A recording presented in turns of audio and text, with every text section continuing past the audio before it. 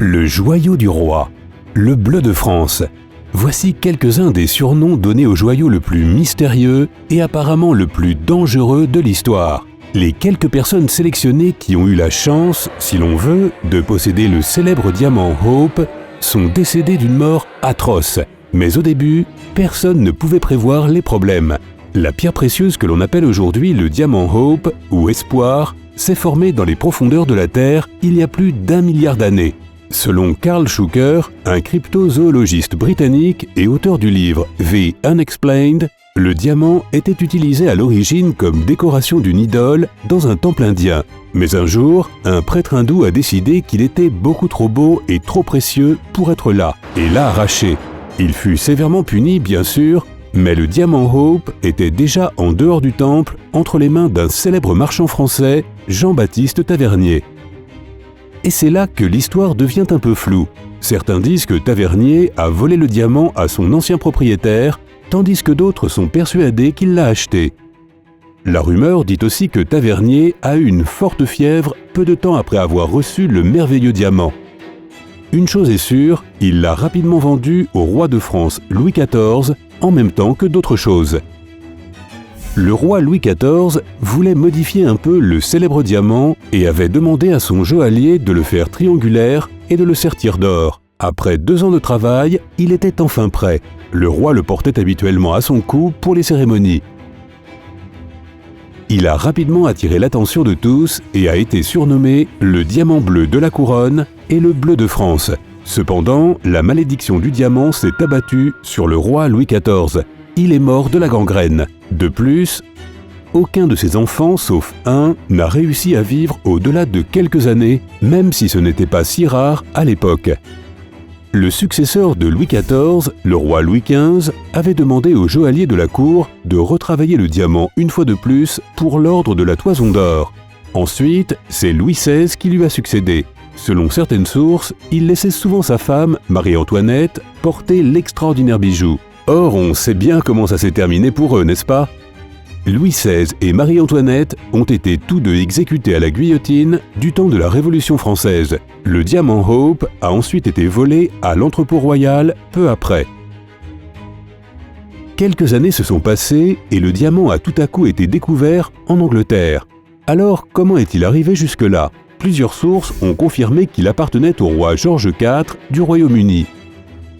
Ce n'est peut-être qu'une coïncidence, mais la vie de ce roi n'a pas non plus été très heureuse.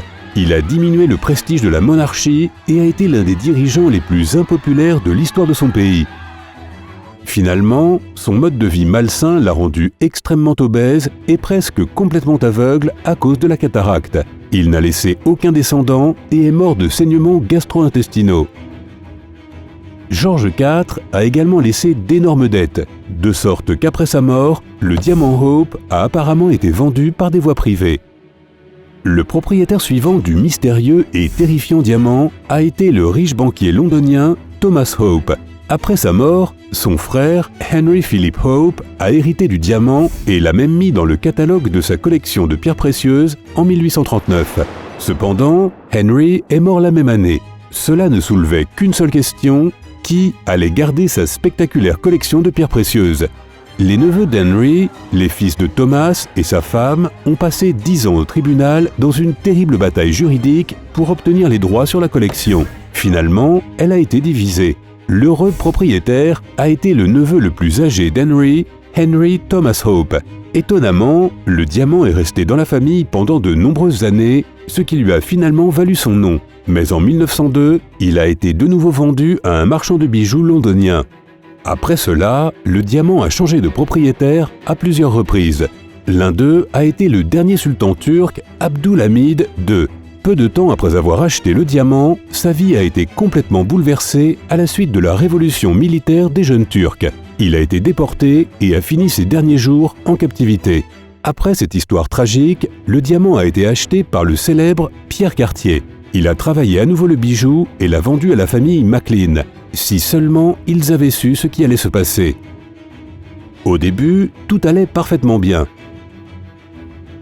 Evelyn Walsh Maclean adorait le diamant et le portait presque tous les jours. Parfois, elle le mettait comme collier pour son chien et lui permettait de le porter dans l'appartement.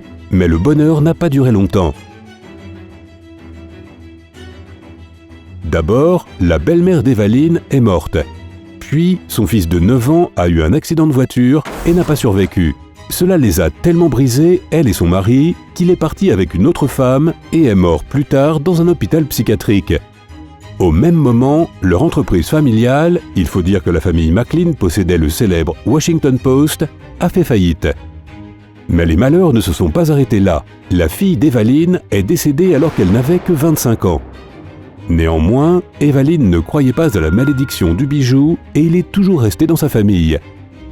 Puis, Evaline est décédée et comme la famille avait d'énormes dettes, le reste de ses enfants a dû vendre le diamant pour améliorer leur situation financière. Tout cela ne nous dit pas ce qui est finalement arrivé au chien. Le célèbre joaillier américain Harry Winston, sans se laisser intimider par les rumeurs de la malédiction, a acheté à son tour le diamant. Ainsi, pendant une dizaine d'années, le bijou a été la grande attraction lors des nombreuses expositions et activités de bienfaisance organisées par Harry Winston Inc. Mais il n'est pas resté longtemps dans l'entreprise car l'entrepreneur a finalement décidé d'en faire don au Musée national d'histoire naturelle de l'Institut Smithsonian. Et crois-le ou non, il est encore là aujourd'hui. De nos jours, le diamant Hope fait un peu plus de 45 carats, a toujours sa couleur gris-bleu foncé et produit même une lueur rouge dangereuse si tu décides de l'exposer à une lumière ultraviolette à ondes courtes. Pourquoi ferais-tu une chose pareille? Ok, je ne sais pas. Inutile de dire qu'il vaut quand même beaucoup d'argent. Donc si tu veux voir de tes propres yeux ce bijou légendaire, le musée est toujours ouvert aux visiteurs. Malgré l'étonnante histoire du diamant, il y a encore de vifs débats pour savoir s'il est réellement maudit ou non.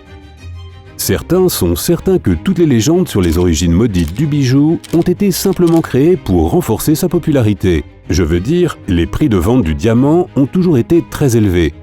D'autres disent que le diamant n'a pas été volé en Inde, quelqu'un serait tout simplement venu l'acheter là-bas. Et accroche-toi bien à ta chaise, sa couleur naturelle était blanche. Si tu ne le tiens pas devant la lumière, tu verras de beaux rayons bleu clair. En 1911, le New York Times a publié une liste complète des prétendues victimes du diamant. La liste comprenait environ 14 personnes qui sont mortes tragiquement peu de temps après avoir possédé ou même détenu le bijou. Pourtant, même si la malédiction existe, Jean-Baptiste Tavernier, le roi Louis XIV, Pierre Cartier et bien d'autres sont morts à un âge assez avancé. Bien sûr, personne ne peut affirmer avec certitude qu'un mauvais sort plane autour du Hope, mais une chose est certaine, il reste l'une des attractions les plus populaires du musée de l'Institut Smithsonian et attire encore l'attention de tous. Connais-tu d'autres objets ayant une longue et fascinante histoire? Fais-le moi savoir dans les commentaires. Si tu as appris quelque chose de nouveau aujourd'hui, donne un j'aime à cette vidéo et partage-la avec un ami. Mais ne pars pas encore. Nous avons plus de 2000 vidéos sympas à te montrer. Tout ce que tu as à faire, c'est de choisir la vidéo de gauche ou celle de droite, cliquer dessus et de profiter. Reste du côté sympa de la vie.